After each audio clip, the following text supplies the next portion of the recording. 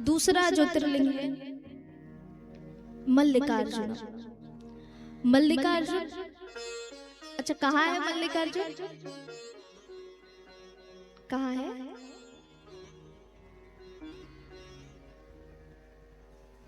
Cheating, mobile से देख के बता रहे महाराज, वाह। चलो कोई नहीं, ये भी अच्छा है।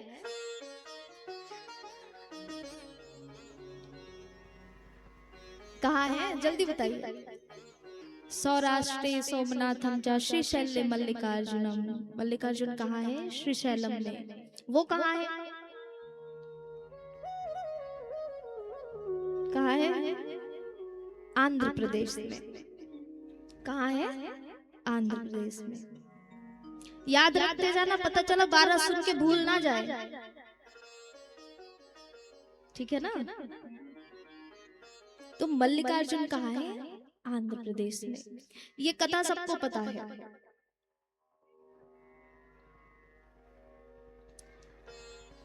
जब भगवान शिव जी और माता पार्वती जी ने गणेश और कार्तिकेय का विवाह करना था, तो उन्होंने क्या किया था? पृथ्वी की परिक्रमा लगाने का शर्त रखा था कि जो पृथ्वी की 7 बार परिक्रमा करके आएगा, जो पहले आएगा उसका विवाह किया जाएगा। तो आप सभी जानते हैं महाराज, हम सबने पूर्ववत कथा में श्रवण पान की। कार्तिकेय जी अपने मयूर को तैयार करते हैं एकदम बढ़िया और उड़ जाते हैं पृथ्वी की परिक्रमा करने के लिए। लेकिन श्री गणेश जी, उनके वाहन कौन? मूषकराज, छोटे से हैं। कोशिश तो करते हैं गणेश जी बैठ करके, लेकिन बेचारे मूषकराज दौड़ नहीं पाते ज्यादा। तो गणेश जी उदास हो जाते कि अब करूं क्या। तो वे अपने माता पिता के चरणों को प्रणाम करके, यही भाव रख करके कि माता पिता के चरणों में ही संसार का वास है, माता पिता के चरणों में ही पूरी सृष्टि समाई हुई है। सर्वतीर्थमयी माता सर्वदेव मयो पिता, इस भाव के साथ में हाथ जोड़ करके 7 बार माता पिता का ही परिक्रमा कर लेते हैं। निर्णय की पारी आती है तो महादेव जी और मैया भगवती पार्वती जी ने निर्णय ले लेते हैं कि गणेश जी विजेता हुए, क्योंकि बात सही तो है। घर में बैठे माता पिता यदि उदास है महाराज, और बाहर में बैठे परम पिता को अगर आप खुश करना चाहे ना, कभी खुश नहीं होंगे, कभी नहीं। इसीलिए घर में बैठे माता पिता को प्रसन्न कर लीजिए, फिर वो बाहर बैठे परम पिता को ना जाकर के खुश करने की आवश्यकता नहीं। यदि माता पिता प्रसन्न हो गए तो भगवान अपने आप प्रसन्न हो जाएंगे।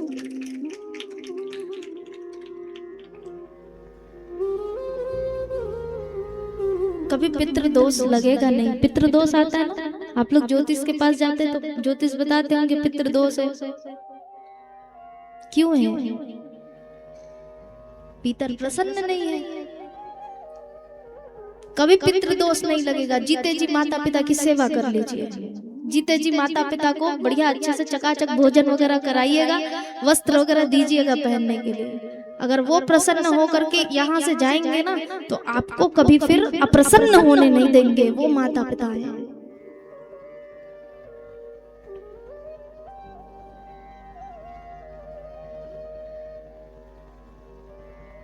वो बहुत सुंदर भाव है ना। जियत ले दाई दादा पानी नहीं पावे, जियत ले दाई दादा पानी नहीं पावे, मरे माँ पितर मनाए रे भाई, मरे माँ पितर मनाए। देखो कैसा जमाना आए रे भाई, कैसा जमाना आए। सही है ना? जीते जी माता पिता पानी के लिए तरस रहे हैं, और जब मृत्यु हो जाती महाराज तो पानी देते हैं। अरे जीते जी कभी पानी दिया नहीं और अब पानी दोगे तो क्या वो पीने आएंगे क्या? वो तो हमारा भाव है। जीते जी सेवा होनी चाहिए। जो जो आवश्यकता है दीजिए, जीते जी दीजिए। मरने के बाद पता नहीं कौन कहाँ जा रहा है।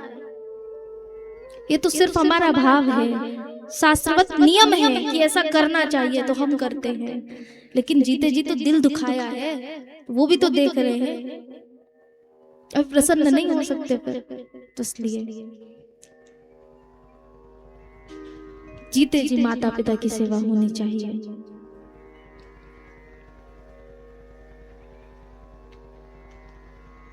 तो गणेश जी से प्रसन्न होकर के गणेश जी की बुद्धि की प्रशंसा की। चाहते तो कार्तिकेय जी भी ये कर सकते थे, लेकिन कार्तिकेय जी ने क्या किया? अपने बल का, अपने पराक्रम का इस्तेमाल किया और मयूर में बैठ करके उड़ गए। गणेश जी ने अपनी बुद्धि लगाई। देखिए यही अंतर है हमारे पास, हम सबके पास सब भगवान ने दे रखा है। ऐसा कोई व्यक्ति नहीं जिसके पास किसी चीज की कमी हो।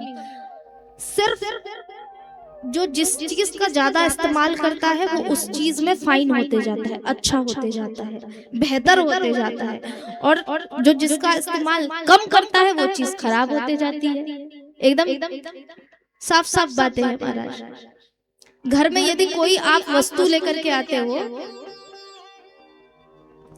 जिस वस्तु का उपयोग ज्यादा होता है वो उतना ही अच्छा चलते जाता है, चलते जाता है, चलते जाता है। और जिसका उपयोग नहीं हो रहा है वो जंग लग जाता है, खराब होने लगता है। तो वैसे ही हम सब हैं, सबको भगवान ने सब दे रखा है। बुद्धि भी सबको दी है, ज्ञान भी सबको दिया है, लेकिन जो जहाँ इस्तेमाल करेगा उसकी बुद्धि वहां प्रखर होगी। जो जिस चीज का इस्तेमाल करेगा वो उस चीज में बेहतर बनते जाएगा। नहीं तो ऐसा होता तो आज दुनिया में एक ही तरह के लोग रहते। शिक्षक है तो सबके सब शिक्षक ही होते, लेकिन ऐसा नहीं है। सब अलग अलग प्रकार के लोग हैं। क्यों? क्योंकि उन्होंने वैसा अपने आप को बनाया, अपनी बुद्धि को वैसे इस्तेमाल किया।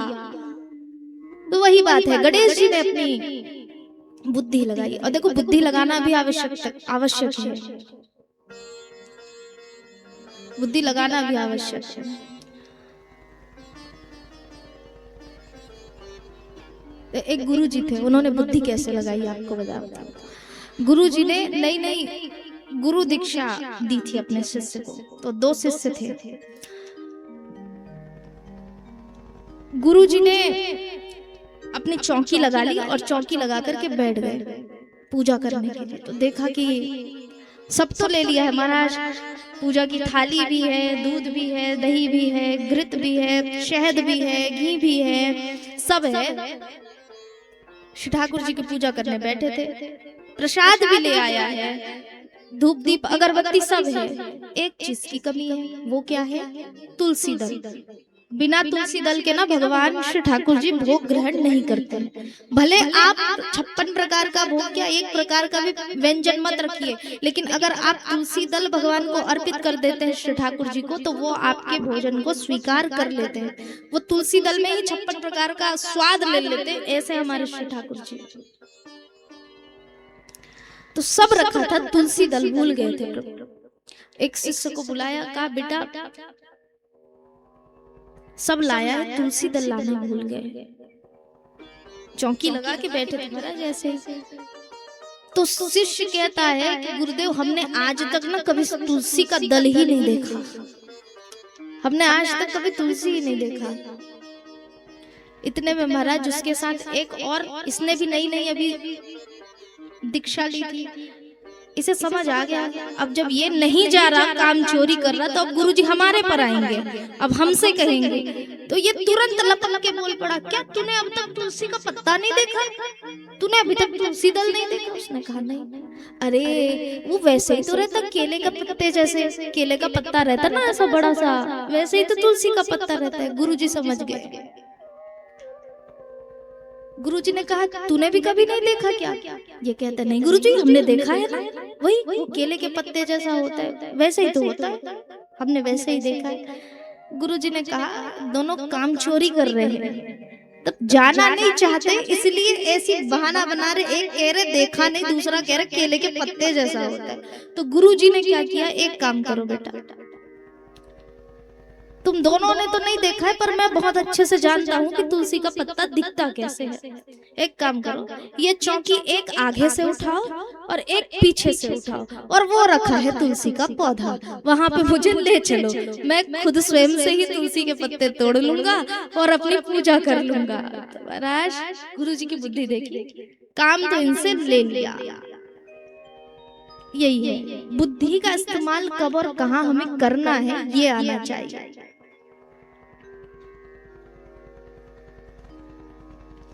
तो गणेश जी जैसे बुद्धि के दाता कोई नहीं। इन्होंने अपनी बुद्धि लगाई, अपना विवेक लगाया और माता पिता की ही परिक्रमा कर ली, पूरे संसार की परिक्रमा कर ली।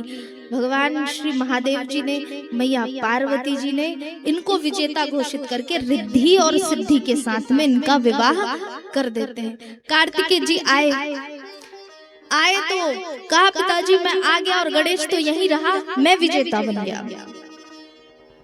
इतना कहते हैं जब बगल में देखा तो गणेश जी के अगल बगल में रिद्धि सिद्धि खड़ी है, गले में वरमाला पहने हुए है, जयमाला पहने हुए है। सोचने लगे ये सब क्या है। भगवान शिव जी बताते हैं कि इस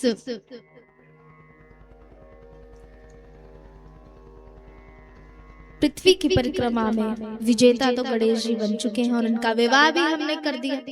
कार्तिकेय जी को जैसे ही बात पता चलती महाराज नाराज हो जाते हैं, रुष्ट हो जाते हैं और नाराज होकर के कहाँ चले जाते हैं, आंध्र प्रदेश में चले जाते हैं। श्री शैलम में जाकर के वो क्रौंच पर्वत में, क्रौंच नामक पर्वत है दक्षिण दिशा में, क्रौंच नामक पर्वत में वो जाकर के रुष्ट होकर के, नाराज होकर के माता पिता से वही बैठ जाते हैं कि मैंने इतना मेहनत किया और शादी विवाह गणेश जी की करा दी, हमारी नहीं करी।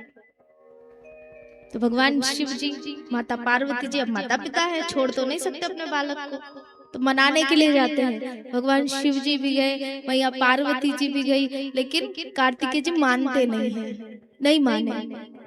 और नहीं माने तो स्वयं साक्षात भगवान महादेव जी वहां पर ज्योति रूप में प्रकट हो जाते हैं महाराज, और वही है श्री शैलम मल्लिकार्जुनम। माँ आदि शक्ति, माँ जगत जननी, माँ भवानी, माँ पार्वती जी, वो भी अपने आद्या शक्ति के रूप में वहां पर वो भी प्रकट हो जाती है और वहीं पर कार्तिकेय जी के साथ निवासरत हो जाती है। तो वहां पर भगवान शिव जी भी हैं, मैया पार्वती जी भी हैं, आदि शक्ति माँ भवानी भी है, और कार्तिकेय जी के लिए भगवान प्रकट हुए थे, कार्तिकेय जी भी वहां पर है। ये भगवान शिव जी के दूसरे ज्योतिर्लिंग के रूप में जाने जाते हैं, मल्लिका अर्जुन। देखो ये शक्ति पीठ भी है वहां पर, क्योंकि वहां पे माँ शक्ति भी प्रकट हुई ना, इसलिए उसे शक्ति पीठ भी वहां पे माँ भगवती का माना जाता है। और एक बहुत सुंदर बात है,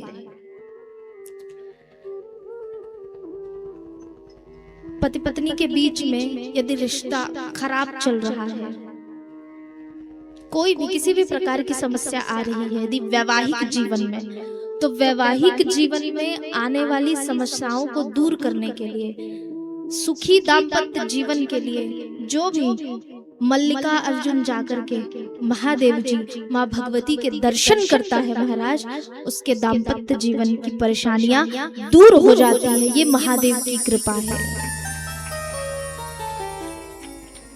ये दूसरा ज्योतिर्लिंग। बोले मल्लिकार्जुन भगवान की जय।